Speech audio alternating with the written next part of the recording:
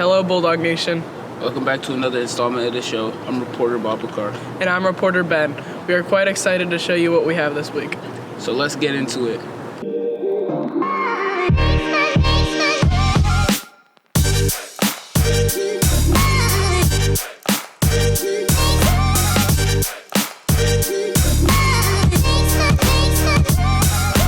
First up, reporters Brittany and Liz collect information about Enderly Exilion's can collecting senior project. BNN sat down with Enderly to talk about his senior project. My name is Enderly Exilion. For donating for my project, anyone, including high school seniors or anyone in whatever grade they're in or their parents as well, can donate. There are multiple places. You can, if you know me personally, or if you don't, you can just hand it to me whenever you see me. Or you can donate it in the downstairs resource area. There'll be a box with it that says for Bulldog Pantry. Or the upstairs resource area, same thing. Or you can give it to Mrs. Cruiser, who's my mentor. For a person can donate anything pretty much. But the main basics right now are food stuff like canned products or box foods or snack items. And then we have toiletries like toothbrushes, toothpastes, and such. And then we have baby products like baby wipes, diapers, and such. For my project, since I'm presenting in the spring, so I'm doing it 2 times. Right now, it's open from October 10th until November 25th. And all those items will go for Thanksgiving. And then the other part will be for later in the year for Christmas. So yeah. This has been Brittany and Elizabeth reporting for BNN. If you want to help out, contact Enderly or scan this QR code. Now let's run over to reporters Ben and Bob Bakar to learn more about Mr. Reitzman. Mr. Reitzman is a new teacher and coach here at Columbus North, so we sat down with him to learn a little bit more about him. Well, I chose to move to North because of a few reasons. The biggest one is that I was really ready for a little bit of a change, maybe to come to a bigger school. I've been in the same school for 11 years and was just looking for a little bit of a new challenge. And so I knew a few people that already taught here and coached here, and I thought that this would be a really good place to be. So I put in for the job here.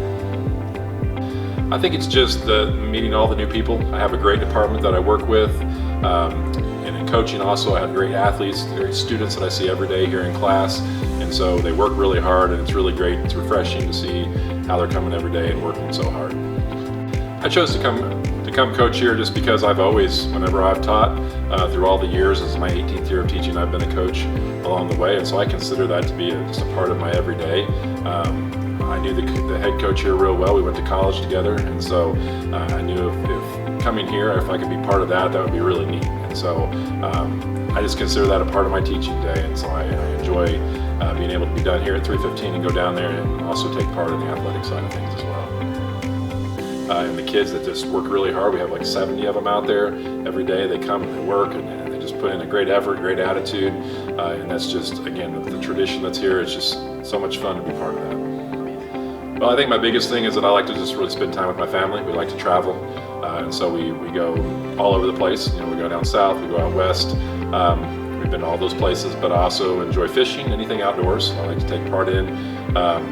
Besides coaching, I did do a lot of running before, and I don't do as much anymore, but I still enjoy getting out and doing some running, gardening, cooking, all of those things. But mainly things that are outdoors I really enjoy being part of. This is Ben.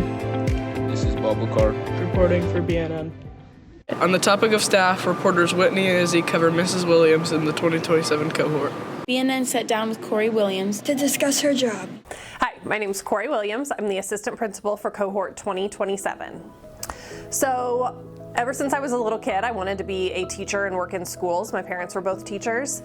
The hardest part about my job is probably the variety of issues that I see on a daily basis. You know, we have a huge amount of diversity in our school. Figuring out exactly what each student and family needs can sometimes be a challenge, but it's a good challenge because I like to help our families. I mean, I'm biased, but I think we have the best cohort. So All the other team members, Mrs. Elliott, Mrs. Collins, Mr. Friedgood, Mrs. Shireman, are so fun to work with, and we love coming up with fun things to do. And yeah, we just have a lot of fun. We like planning fun activities for the students, for the staff, just the fun things that we get to plan for kind of team building and camaraderie. So to make students' lives happier and easier, we work with students individually, so we really take each student as their own person, their own situation, trying to be proactive as well, meeting with students when we start to see a change in grades or we think something's going on and we might need to step in and provide some assistance. Being in high school, you're kind of in that in-between stage where you're becoming adults, but you're not fully adults, so teaching students how to ask for help, how to advocate for themselves, how to reach out. Sometimes when students find themselves in my office, it's not for the best of reasons. We may have made some bad choices, but taking each situation and making sure students know that it's a learning opportunity. And so, what can we do to fix the situation and how can we learn and grow and improve from there? This has been Izzy and Whitney reporting for BNN. Well, great coverage. There's been a lot of buzz around fantasy football recently. Let's find out what it's all about with reporters Vince and Layla. Today we interviewed a student to learn more about fantasy football. Football is when you pick your own players and build a team off of that. Fantasy football is popular because you get to pick your own players and you compete against your friends. I started playing because my friends persuaded me into playing it, and that's just how it started. The best part's definitely the punishment at the end because you get to see your friends struggle, which is fun. This is Vince and Layla reporting for BNN. Looks like lots of fun. Lastly, let's head over to reporters Joey and Apollo to learn about Japanime Club. My name is Elizabeth Bays, and I am the Japanese language teacher here at Columbus North. So Japanime Club is a club where we explore, obviously, anime. We watch anime, but we also do Japanese culturally related activities. Sometimes we do field trips. So we just kind of explore Japanese culture, both the modern and the traditional. Just to celebrate and enjoy Japanese culture, Japanese cultural products like anime. We meet every other Wednesday from 3:20ish to about 4:15. That's usually enough time to get 2 episodes in. We meet in the Japanese classroom, room 2012. They can look for me. I'm only here at North on B days because I also teach Japanese at East on A days.